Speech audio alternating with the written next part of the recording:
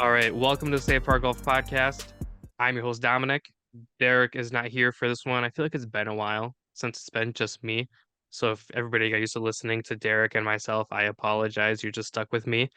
However, we do have a very cool guest, one that we've kind of been working with for a little bit, but this one came together super fast.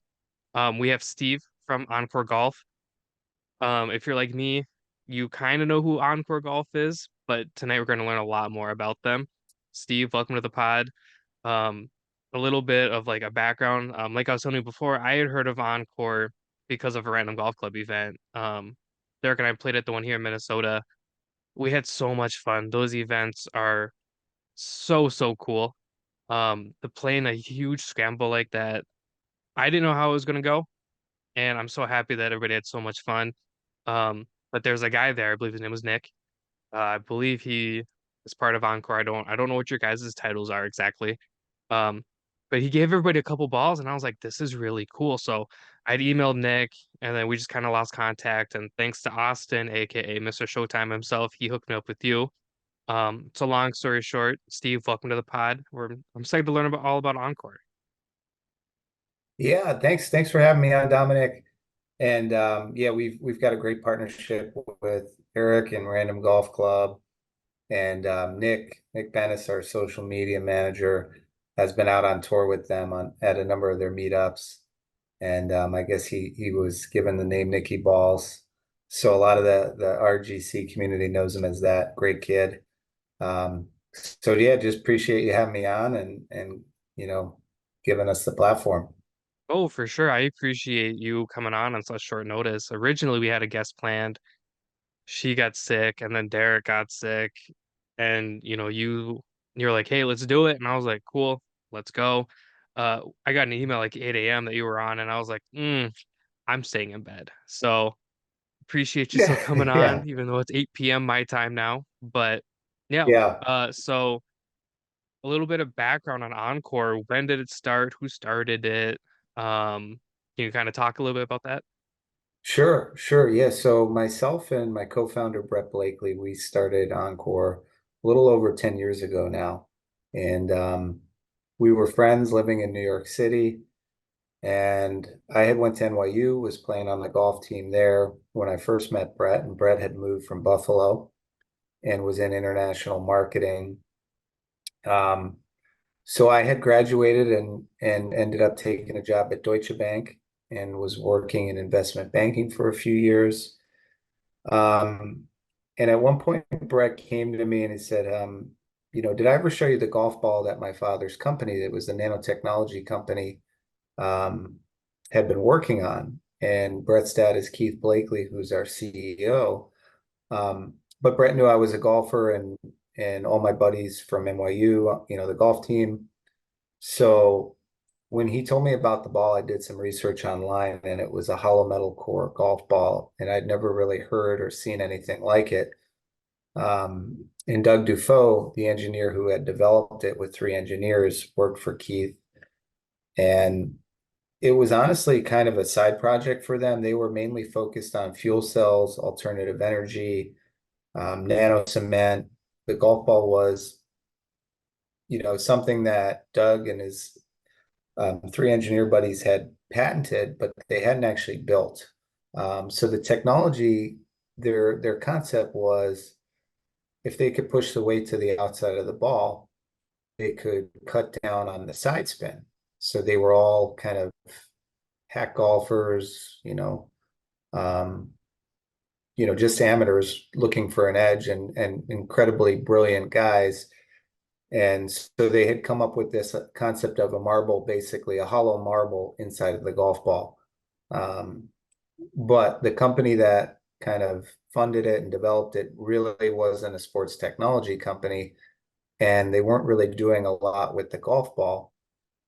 And right around that time, it was kind of you had the '08 stock market crash, and I was looking to get out of finance, and Brett Brett was looking for a job. We had both actually lost our jobs on the same day during that financial tsunami. So we kind of, you know, put our heads together and said, geez, I wonder, if there's something we can do with the golf ball technology. So long story short, we ended up forming OnCore, licensing the technology, eventually purchasing it from Doug and his engineer buddies. And Doug's still our main engineer. Um, but that was kind of how we got started within something that really wasn't being given the light of day, and just persevering and building a golf brand around some cool technology. Now it turns out over the years we've really evolved that hollow metal core design, but that was how we got our start. I had never thought of the golf ball as being so, I don't want to say complicated, but complex might be a better word. I never Yeah. thought of moving the weight to the side of the golf ball to cut down on side spin. That's actually super interesting. Um, I'm not super familiar with how golf balls work other than when I hit mine, it goes straight into the woods. So that I Yeah. might be playing the wrong ball. Um, that's actually like really cool. So when you say like hollow metal, is there metal in the ball, or is it just kind of that's where the inspiration took place? Yeah, so the original design was stainless steel. We had two kind of semi-spheres that were welded together to form, basically a ball. Hmm. And turns out the ball was very accurate, but it ended up being pretty hard feeling. Mostly, and feel is mostly sound related. So you'd hit the ball and it kind of had a metal ting to it. Um, and it was a little bit shorter. Yeah. So the concept behind perimeter weighting, we proved worked, and it was pretty accurate, but we knew we needed to make a ball that was just as long, if not longer, than say the Pro V, um, while still maintaining our unique perimeter weighting. So um, we ended up basically blowing up the core. So there's um, kind of a high density metal powder now that's embedded in the polymers in that mantle layer. So we still achieve that perimeter weighting, and now the feel and distance are just right up there with the best. And um, so yeah, it's come a long way from those initial designs, but we still incorporate metal, just not a physical metal core. It's in a powder form now. Oh, interesting. Okay. Yep. It feels like that sounds like something totally different. And I'm assuming you guys have like a patent on it, so like Titleist can't come through and be like, haha, this is ours now. Why isn't anybody else doing this? And why are you guys the ones to think of it? Not saying that it's like a bad thing by any means, but I'm just wondering why nobody else has tried it. Yeah, so there'd been metal balls in golf balls in the past, going back years, much smaller than what we were trying to do, and they weren't hollow. So you saw the perimeter weighting, right, with golf clubs. They used to be solid metal, um, persimmon wood, right? And then they kind of evolved into this hollow metal shape, right, for the perimeter weighting, Hmm. moment of inertia, right, keeping that face square through impact. So that technology from the driver, really the Big Bertha was the one that ushered in that design. Then it came to irons and putters, right? You have the heel toe weighting on the putters now, and the hollow metal designs for irons.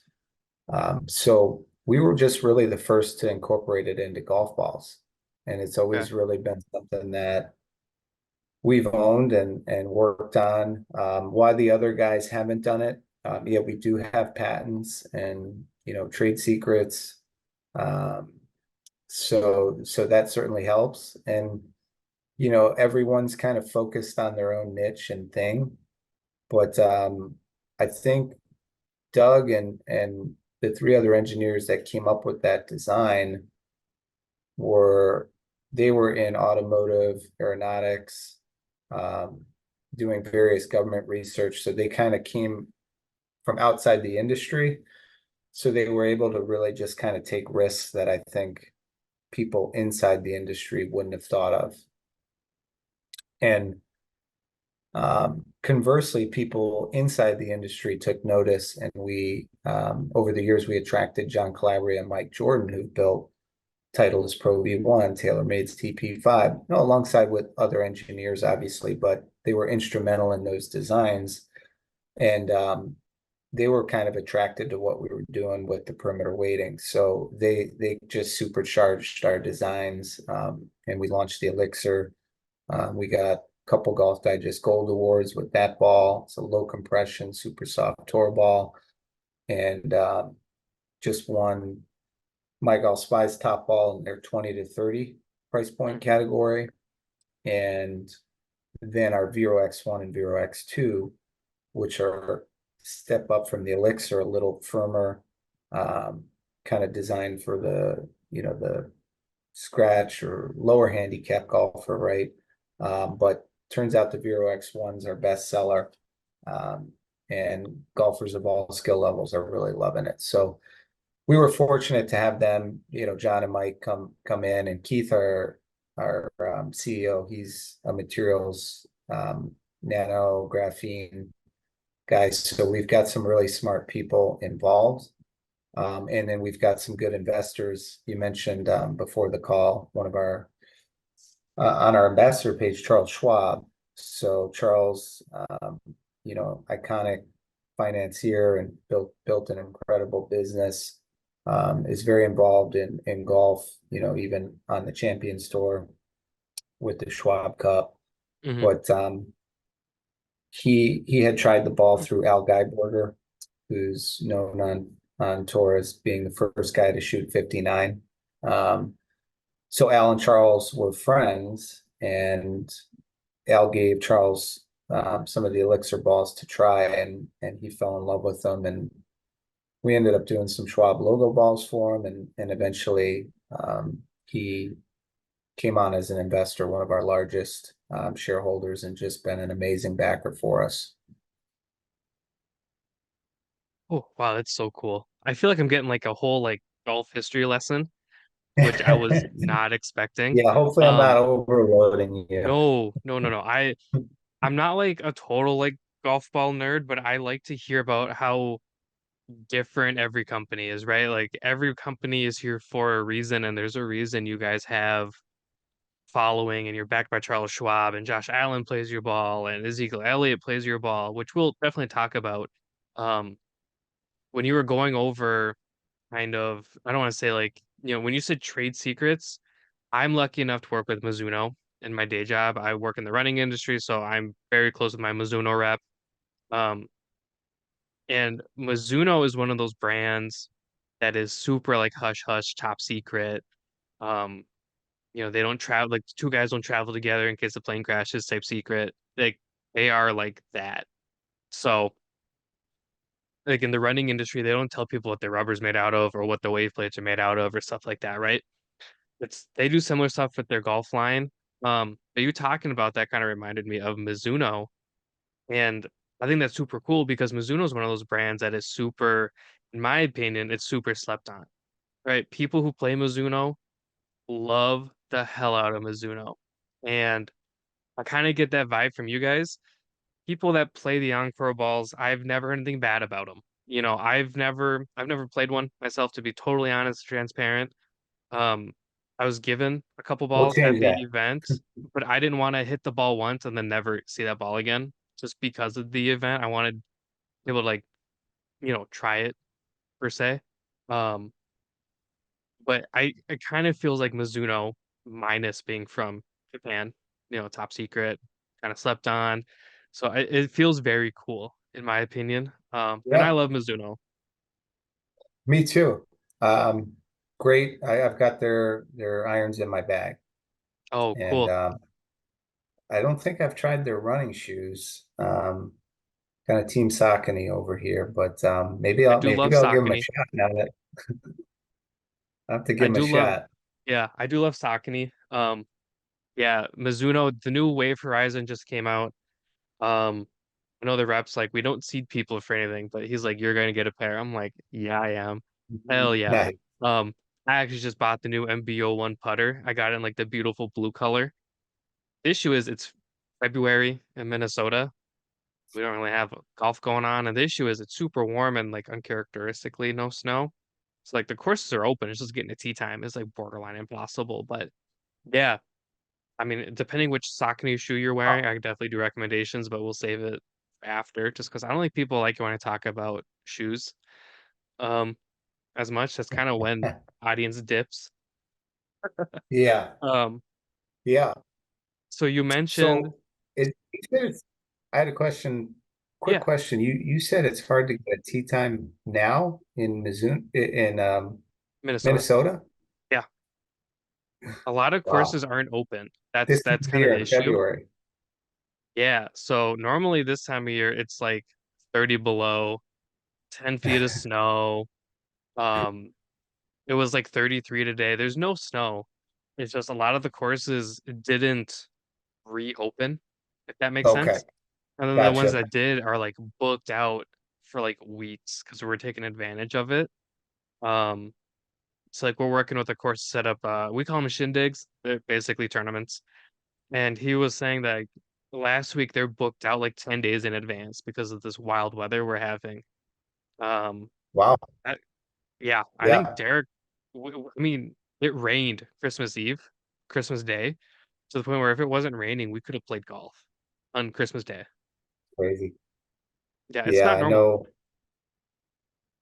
we're out of Buffalo, and I know some of my buddies have been out the last week golfing. I think it dipped back into the 30s. I'm actually in San Diego at the moment, but yeah, it's I wonder from like a greenskeeper's point of view if there's concern, even though the weather is warmer about play that time of the year, if that's why most of the courses are still closed by you, if the guys that stay open if they're potentially doing damage, but I guess it's you know That was my, there's a that downside, was, I guess, to yeah, that was my doing it. initial thought, mainly because it's still cold. So like, you take a big divot and you refill it with like the seed or whatever it is. It grows in the spring and summer, right? Like, it makes Right. sense even into the fall.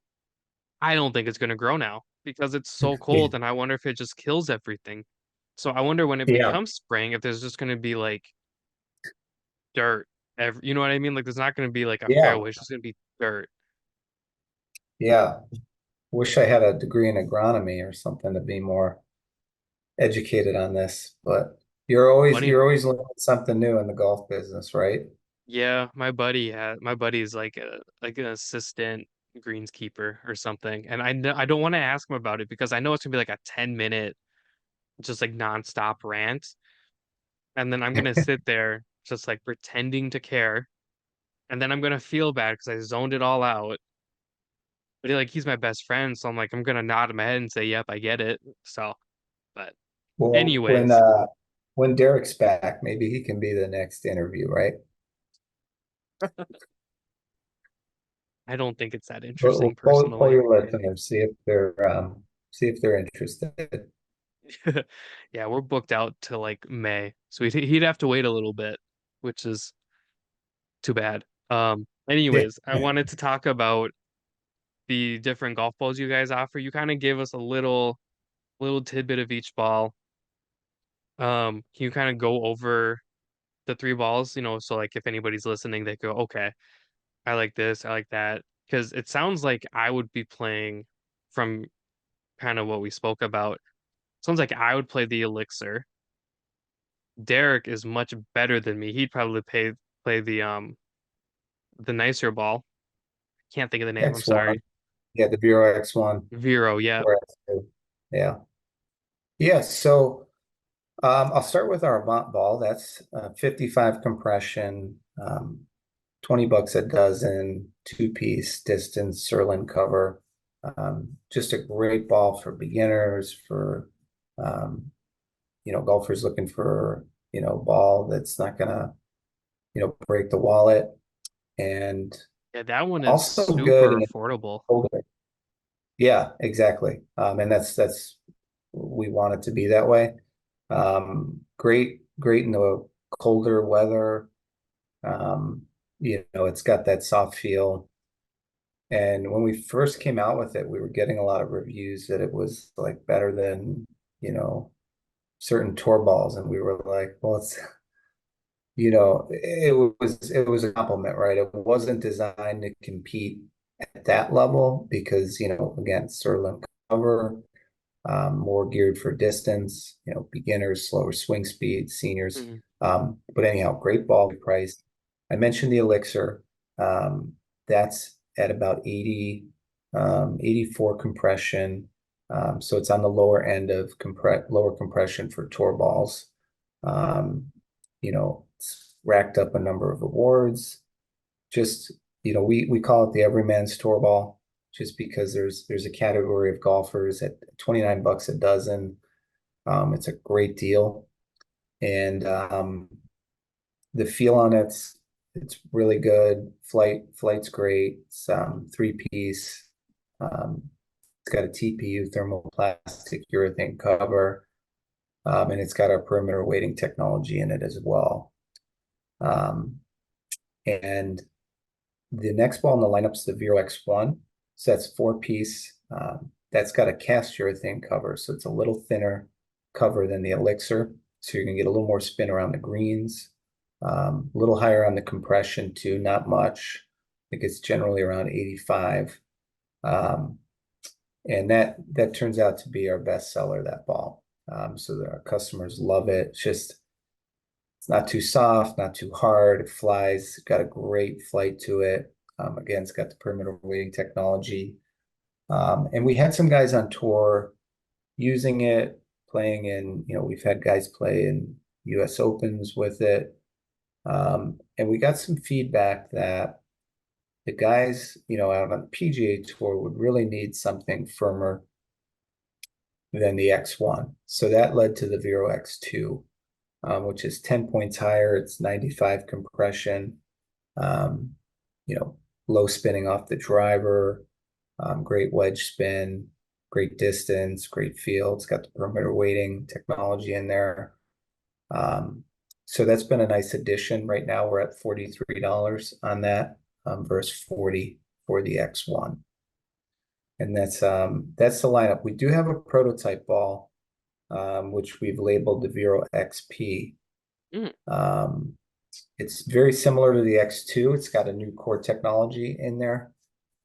So we probably around Q2, into Q2, we'll be rolling that new core technology out throughout each of the models. So we'll have some updated balls later in the year. Even like the expensive one being $43 a dozen, that's still not, I mean, it's not crazy, right? Like people are spending what, 60 bucks on a dozen of Pro Vs? Right. Yeah, it's crazy, and we wanted to make sure that even though the balls are super premium and high end and filled with great technology, that it was affordable and reasonable for golfers. And we're primarily direct to consumer. We do have pro shops, but we just found that going, through the internet, having the relationship with our customers, um, was, a way to save our customers money, Hmm. but also just kind of enhance the overall ball fitting experience. So yeah, most of our business is done through OnCoreGolf.com. I like that It's personally. That kind of leads me to my next question. Now that you guys are the official ball of Fling Golf, which congratulations. Obviously we're good friends with Austin Ebersole, number one ranked Fling golfer in the world. Shout out Austin. Um, he's probably at home rocking his mullet, playing with his little girl. I love that guy. He's my favorite. yeah, good Um, dude. he's a good dude. So obviously with Fling Golf, it's a little bit different than normal golf, right? Like I don't think they worry about the spin of the golf ball as much. I could totally be wrong. I've never talked to Austin about how the golf ball spins coming out of the. I call them flingers, and he loves that I call them flingers out of the fling sticks. Is there a ball that they'll play, or do they get to pick their ball? You know what I mean? Like, so are they all playing the Elixir? Are they all playing this? Is there like a good mishmash? I know Austin was playing the Elixir, um, and there's a handful of others that are probably playing either the Avant, or possibly the X1. So there is one of the fling golfers. He's built a contraption to kind of launch and test the different to me by email a few days ago and requested some samples. So I'll have some more data in terms of spin rates and everything with the fling. But they're a passionate community. I know there's some golfers that you know probably aren't fans of that version of golf. But like foot golf, right? These are top golf. I think it's just good to expose people to different aspects of the game. And if fling golfer turns into whatever you want to call it, regular golfer, normal golfer, great, right? And vice versa. If someone that's playing golf likes, trying out the fling golf. So one of the things when we started Encore, Brett, my co-founder, was really big on a book called Blue Ocean. Okay. And Blue Ocean is like, you know, a marketing concept where it's like you don't swim in the shark infested waters that are red and try to basically do things the way the competition is doing them.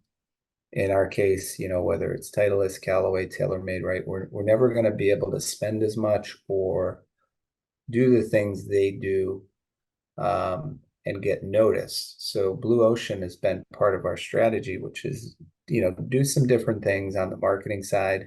I think Fling Golf kind of fits into that where, an outsider might say, what the hell does that have to do with a premium golf ball technology company? But, they're a passionate community and they just appreciate that we're supporting them and they're spreading the word. So Mhm.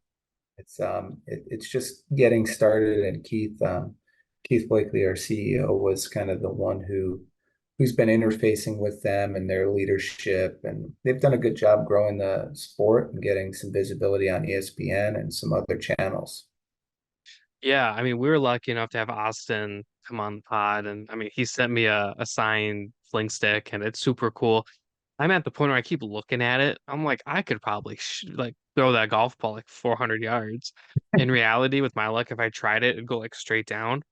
I want to get one that's not signed because I don't want to rub off his signature, just because it's like, cool. My friend signed it for me, and he just happens to be insanely good at flinging a damn golf ball. Um, but I follow him, and then I follow Sam Scantron. Um, that community is so passionate about what they do. I remember when we released the episode, everybody who played fling golf professionally was listening and left us reviews and was like liking it and sharing it. And I've never played fling golf. It's not something that's like on my bucket list to do, but I'm probably gonna try it. I've never felt so loved by a community that I felt like a stranger in. So I think in terms of, that blue ocean, you guys really knocked it out of the park with them because they will have your back. They'll talk about it. And I feel like before you know it, they're going to be everywhere. Because I feel like they're like the pickleball of golf. The issue is, I think pickleball is the dumbest thing ever. Um, where I would play fling golf, right? I'm not going to be caught dead playing pickleball. Partially because like Derek already hurt himself doing it, and I feel like it's like an old person thing. I apologize if you play pickleball. I just feel like it's an old I man haven't sport. played much of it, but it's taken the world by storm. Apparently, I didn't. We were at the PGA show, and they apparently had a number of pickleball booths because of the crossover in sports and golfers. A lot of golfers play it, but yeah, I mean, I do enjoy like tennis, and it probably is something I would play. I play a lot of racquetball, Hmm. um, but I haven't tried fling golf either. Look forward to trying that. And yeah, it's funny because I watched a few of his Austin's videos, and they make it look so easy. I can't be that hard. It's like lacrosse, just wing it. But um, I think there is a technique, and I think they make it look easy, but I'm sure it's pretty hard. Yeah, watching him, he just goes whoop, and then the ball's flying. I'm like, man, if I would have done it, I would have flung it and then not like flicked it or whatever, and it would have gone straight to the ground. Um, but then like I feel like he kind of talked about it on his episode where people are like, "Oh man, you're not a real golfer. You can't play real golf." And then he posted a video of him hitting a golf club, and he's better than me. Not saying I'm the best ever, but like the dude's talented. Whether you want to buy into Fling Golf or not, it's a great community of people, and I'm happy a company partnered with them because they deserve a little bit more credit with what they're doing with their craft. No, that's good to hear. I think some of our team members will appreciate that too, because I think they thought Keith was a little crazy when he's like, we're the official ball of Fling Golf. So, um, but that was once I got to know a lot of the guy, we met a number of them at the PGA show, Austin included, and we had been supporting a couple of them, some of the more talented ones prior to that, and they'd just been really um, good people. So, Yeah, I mean, they're just dudes being dudes. You know, it's hard to really be mad at them. Um, I did want to touch on a couple of your ambassadors. We kind of touched on Charles Schwab already. I think that's dope. Um, you have one of the most talented quarterbacks in the world as an ambassador, being Josh Allen. I am not a Bills fan. I'm a Niners fan. I'm pissed. I'm still sad. I cried. I threw up. I'm getting over it though, oh, because we'll be all right. back. Um, but how did you get Josh Allen to be an ambassador for you? Obviously, you being from Buffalo makes sense, right? But you still got to get someone like him, you got to get his attention. Yeah, yeah, no. So Josh is amazing. Just such an incredible talent on the field and off the field too. Just a great guy. But Encore's based in Buffalo, New York, and um, we had made an announcement that we were working on kind of our own version of a Top Golf in Buffalo, Hmm. and it caught Josh's eye. He might have seen a post on social media, and he had reached out to his agent and said, "Hey, what's going on with Encore?" And I'd like to see what they're up to here, in Buffalo. So his agent reached out, and really nice guy, and kind of coordinated a meeting for them all to, Josh and his agent to come into the office and meet the team, kind of just hear about what we were all about. And turns out he's obsessed with golf. And we, gave him golf balls to try. And at the time, it was before he really had his kind of breakout season, and he didn't have his full contract. So we weren't even sure if he would be around after a year, just with how the trades work and everything. So Hmm.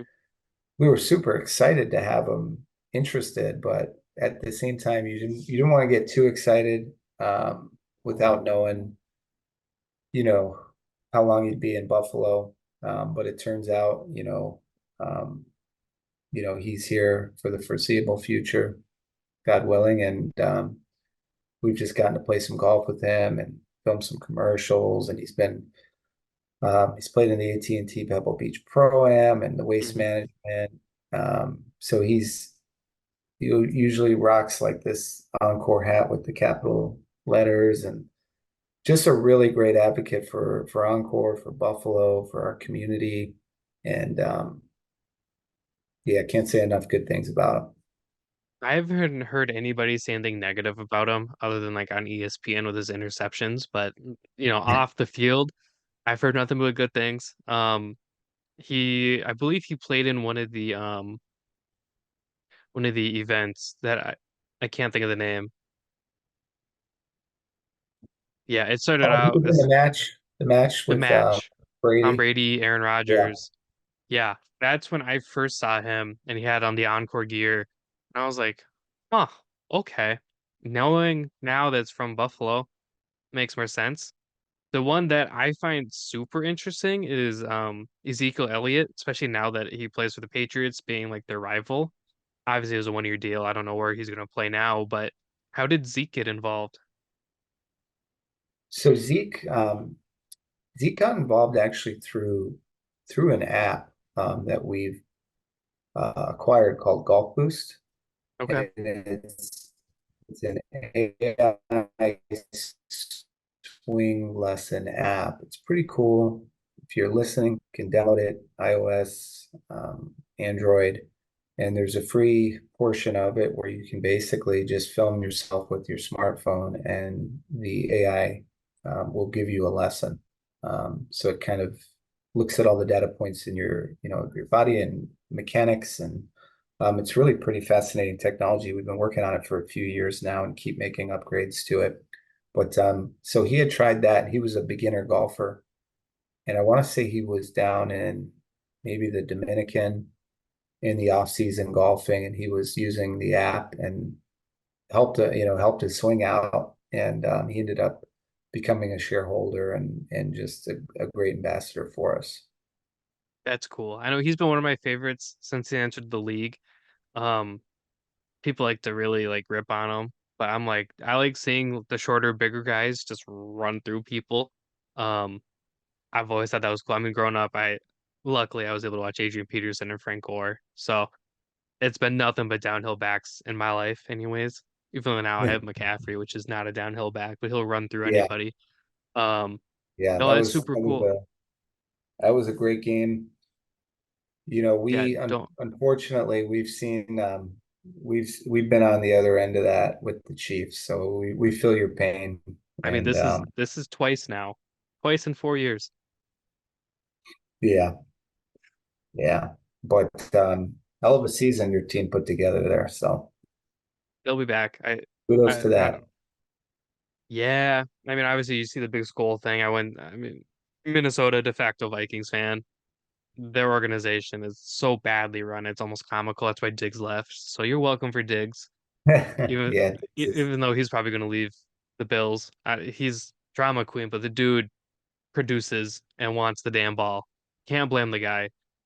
Um, yeah, yeah. he's incredible for sure. Oh, hands of gold. Yeah, I don't know. Anyways, so I think that's all I have for like the actual like golf stuff. The last little bit we always talk about like food, just kind of more about you as a golfer, stuff like that. Um, so one of our favorite questions that we normally ask, obviously Derek normally has his computer with all the questions, and of course he didn't email them to me like I forgot to ask him. That's the issue. So I'm gonna go out of order, just as my memory serves me. Um, my favorite one to ask, because everybody hates me when I answer it, is do you prefer morning rounds or twilight rounds? Twilight. Yeah, I'm the same way. I just something about the sun setting, and I know it can be limiting in terms of how many holes you can get in, but I'm supposed to play Torrey Pines next week, and it's going to be a twilight round, so I'm looking forward to that. That'll be First super out cool. there, yeah. We played the ocean course at Half Moon Bay over last summer. That we did in the morning. Derek had to drag me out of bed. That is the only morning round that I can like happily say I enjoyed. That course, beautiful. Um, we had Oh, a I've great, never played it. Hmm. oh, it's stunning. I think I almost killed a woman. Um, but absolutely beautiful. Yeah, me and golf clubs and a golf ball, and not always. It's not the best look. Is it the ball or the club that almost got her? Think it was me. The ball almost hit her. The sun was coming down, so like I can't see, and she was walking up steps that I didn't know were there. Because again, I'm not from California. I don't know that golf course. And everyone else is yelling four, and I'm blinded, and I'm like, I can't see anything. And they're like, dude, you almost like domed her. I'm like, well, she shouldn't have been standing there. Like, what are you doing? Um, I missed her Oh man, completely, which is good because I missed the hole too. thank God, right? Oh, I know. Jordan from Odin would have been pissed because I was using one of his balls. Um, if we're ever in Buffalo, New York, what's a place we have to eat at? I know that's hard. So yeah, the I guess the obvious, wings are one of the things Buffalo is known for, our food cuisine. Bar Bill, I would say, is tends to be, I know it's Josh Allen's favorite, definitely some of the best wings. Um, Hutch's is like a classic Buffalo, just really nice restaurant, steakhouse. So I would say, yeah, Bar Bill and Hutch's are two great options. I I love wings. Are you a drummer flats guy? I like them both. Yeah, Hmm? I guess I don't have a strong opinion on that. But yeah, you won't have a bad wing there. So And then are you come putting like blue you cheese come or ranch visit. or anything? They're on me if you come visit. Oh, take you up on that. Yeah, it's blue cheese and everyone in the city gets upset if you say ranch. So, Oh, really? yeah, it's a little buffalo chip on our shoulder. In the Midwest, we're kind of known for putting ranch on everything, which thankfully I'm not one of those people who put ranch on everything. I have family members who dip like their pizza in ranch. I'm like, you gotta stop because you're Yeah, feeding into the stereotype. Um, I enjoy a good blue cheese wing though. I can get behind that. my sister loved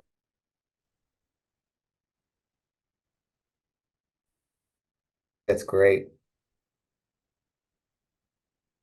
I do enjoy blue cheese and Oh, ranch though. broke up a little. Sorry. No, it's fine. Sorry you broke up a little. Yeah. Yeah, no, I was saying I Yeah, I so enjoy so I enjoy blue cheese. yeah, me too. Me Um, too. and then one question we always love to ask, what would your walk-up song be on the first hole? Um, that's a good one.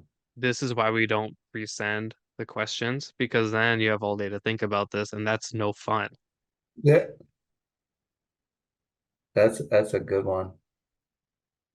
I I wouldn't be Usher, but he did a good job there at the Super Bowl. He had a Uh, hell of a show. yeah. So I know it's probably a little sappy, but it'd probably be a Coldplay song. Just um, my father, he's passed, but we had a lot of good memories like listening to Coldplay together. Mm. So, and he's the one who taught me the game of golf. So, um, yeah, I like Yellow's one that I really enjoy. I was What thinking about you? yellow. I was so for you, I was thinking yellow or like Viva La Vida. I think those would be Oh good. yeah, yeah. I think that was what is a little bit of a later album, right? Um, I and think my so. my co-founder Brett's a huge Coldplay fan, so he'd be able to rattle off every song and album way better than me. I know a couple of their songs. Obviously when Viva La Vida came out, I think I was younger. I don't even want to think about what year that was. Um, I'm not that old now though, so not a huge shock. I think for me, I go in like little musical spurts, right? So like I've been listening to a lot of Brent Faiyaz, he's like a modern day Usher, is kind of how I perceive him. Um, but then like today, all I was doing was like listening to oldies like David Banner. Um,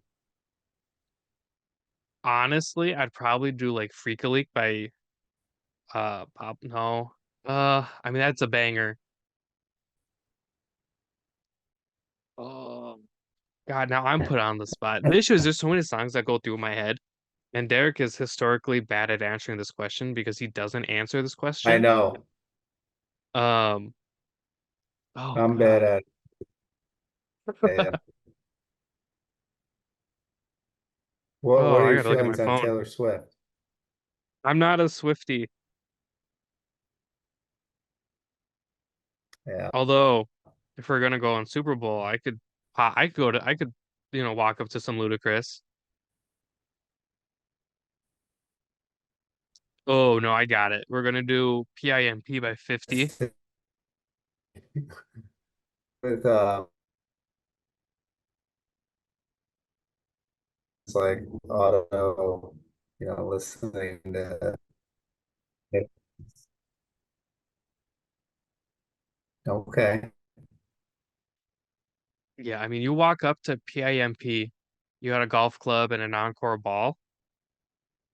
You're doing something at that event.